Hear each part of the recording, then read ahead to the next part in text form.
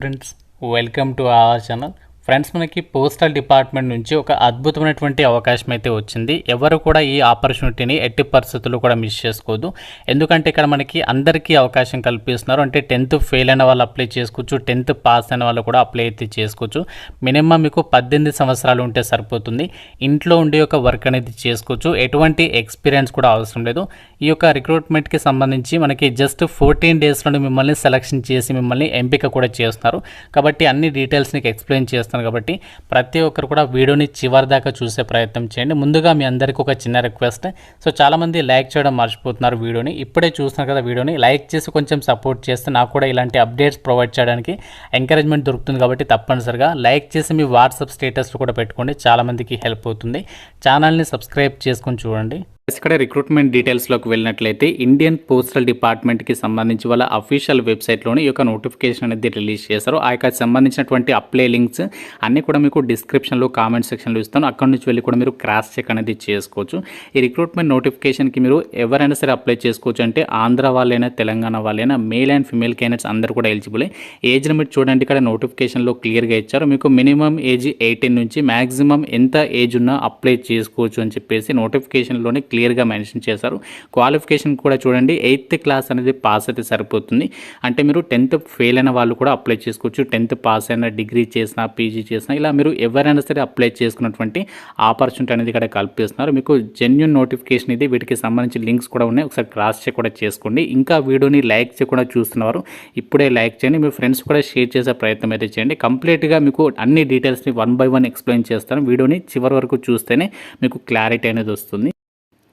అయితే మనకి ఇప్పుడు వచ్చినటువంటి ఆపర్చునిటీ ఏంటి అంటే, పోస్టల్ డిపార్ట్మెంట్ వాళ్ళు ఈ యొక్క ఫ్రాంచైజీ స్కీమ్ని అయితే స్టార్ట్ చేయడం అయితే జరిగింది. ఈ యొక్క పోస్టల్ డిపార్ట్మెంట్కి సంబంధించి ఏదైతే సర్వీసెస్ అనేవి వాళ్ళు ప్రొవైడ్ చేస్తారో ఆ సర్వీసెస్ని మనము మన ఇంట్లోనే కౌంటర్ లాగా పెట్టేసి ఆ యొక్క పోస్టల్ సర్వీసెస్ని మనము ఆ యొక్క పబ్లిక్కి అయితే ప్రొవైడ్ చేయాల్సి అయితే ఉంటుంది. లైక్ ఇక్కడ మనము స్టాంప్స్కి సంబంధించి అవ్వచ్చు, స్టేషనరీ ఐటమ్స్ అవ్వచ్చు, వాటిని మనము సేల్ చేసి అందులో మీరు కమిషన్ రూపంలో మనీ అనేది ఎర్న్ చేసుకోవచ్చు అనమాట. అలాగే పోస్టల్కి సంబంధించి ఏదైతే రిజిస్టర్డ్ ఆర్టికల్స్ ఉంటాయో అవి, అలాగే స్పీడ్ పోస్ట్ పార్సల్స్ అవ్వచ్చు, మనీ ఆర్డర్స్, ఈ పోస్ట్, ఇలా డిఫరెంట్ పోస్టల్స్కి సంబంధించి సర్వీసెస్ ఉంటాయి కదా.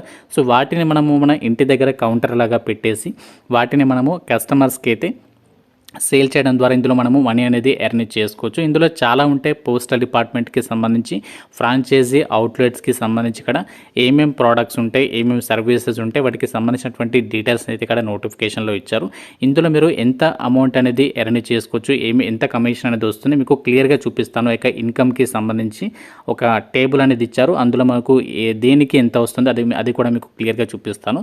అయితే ఈ రిక్రూట్మెంట్కి ఎవరు ఎలిజిబుల్ అంటే, ఎవరైతే అన్ఎంప్లాయిడ్స్ ఉన్నారో, అంటే ఏం జాబ్ లేకుండా స్టడీ అనేది కంప్లీట్ చేసుకొని ఖాళీగా ఉన్నారు, సో వాళ్ళందరూ కూడా ఎలిజిబుల్ అన్నమాట. అంటే ఆల్రెడీ జాబ్ చేస్తున్న వాళ్ళు కాకుండా అన్ఎంప్లాయిడ్స్ అందరూ కూడా ఈ రిక్రూట్మెంట్కి అయితే అప్లికేషన్స్ పెట్టుకోవచ్చు.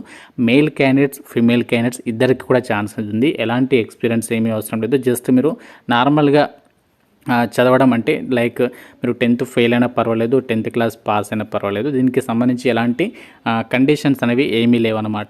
ఇక్కడ ఎవరు అప్లికేషన్ చేసుకోవచ్చు, కంప్లీట్ ఇన్స్ట్రక్షన్స్ ఇచ్చారు. Individual as well as institutions or organizations other entities like corner shops. So corner షాప్స్కి సంబంధించి ఉన్న వాళ్ళకి పాన్ వాలర్స్, కిరాణా వాలర్స్, స్టేషనరీ షాప్స్ అవ్వచ్చు, స్మాల్ షాప్ కీపర్స్ అవ్వచ్చు. సో ఇలాంటి వాళ్ళకి ఏంటంటే ప్రిఫరెన్స్ అనేది కల్పిస్తున్నారు. సో మీరు ఇక్కడ ఏదైతే మీ ఏరియాలో ఉంటారో ఆ ఏరియాలలో మీరు ఒక కౌంటర్ లాగా పెట్టేసి ఒక పోస్టల్ శాఖకి సంబంధించి ఏదైతే సర్వీసెస్ ఉంటాయో సో ఆ సర్వీసెస్ని మీరే ప్రొవైడ్ చేయొచ్చు అనమాట. సో మీరు పోస్టల్ డిపార్ట్మెంట్ నుంచి వాటిని తెచ్చుకొనేసి డైరెక్ట్గా మీరు అక్కడ ఇంటి దగ్గర నుంచి ఈ సర్వీసెస్ని మీ ఏరియాలో ఉన్నటువంటి వాళ్ళకి ప్రొవైడ్ చేయడం ద్వారా మీకు ఇక్కడ ఏదైతే సర్వీసెస్ అనేవి అక్కడ మనకి ఏదైతే ట్రాన్సాక్షన్స్ అనేవి జరుగుతుంటాయో సో దాని మీద మనకి వీళ్ళు అమౌంట్ అనేది పే చేయడం అనేది జరుగుతుంది ఇండియన్ పోస్టల్ డిపార్ట్మెంట్ వాళ్ళు. సో దీనికి సంబంధించి ఇక్కడ సెలక్షన్ ప్రాసెస్కి సంబంధించి డీటెయిల్స్ కూడా ఇక్కడ చూడండి. ఎవరైతే అప్లికేషన్స్ పెడతారో అప్లికేషన్స్ పెట్టిన తర్వాత 14 days లోపు మీకు సెలక్షన్ ప్రాసెస్ అనేది కంప్లీట్ చేస్తాము అని చెప్పేసి ఇక్కడ రిక్రూట్మెంట్ డీటెయిల్స్లోనే చెప్తున్నారు. కాబట్టి మీకు ఎక్కువ టైం అయితే తీసుకోరు, చాలా త్వరగా సెలక్షన్ ప్రాసెస్ కూడా కంప్లీట్ అయితే చేస్తారు.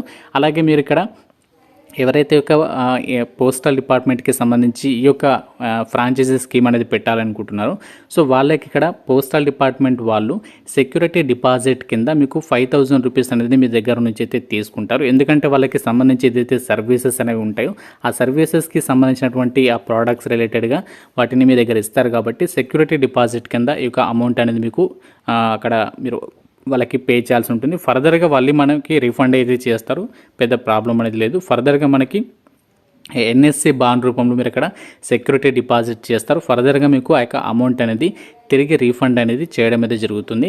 అలాగే రిక్రూట్మెంట్కి సంబంధించి ఎవరైతే అప్లై చేస్తారో అప్లై చేసిన క్యాండిడేట్స్కి మీకు ఫస్ట్ ఇండక్షన్ ట్రైనింగ్ కూడా వాళ్ళే ప్రొవైడ్ చేస్తారు. ఆ యొక్క పోస్టల్ సర్వీసెస్ మనము ఎలా సేల్ చేయాలి కస్టమర్స్కి అవన్నీ డీటెయిల్స్ని కూడా మీకు ఎక్స్ప్లెయిన్ అయితే చేయడం అయితే జరుగుతుంది. సబ్ డివిజనల్ ఇన్స్పెక్టర్ ఎవరైతే ఉంటారో సో వాళ్ళు ఈ యొక్క వాళ్ళ పరిధిలోనే మీకు కంప్లీట్గా ట్రైనింగ్ కూడా మీకు ప్రొవైడ్ చేయడం జరుగుతుంది అని చెప్పేసి రిక్రూట్మెంట్ డీటెయిల్స్లోనే క్లియర్గా అయితే మెన్షన్ చేస్తున్నారు.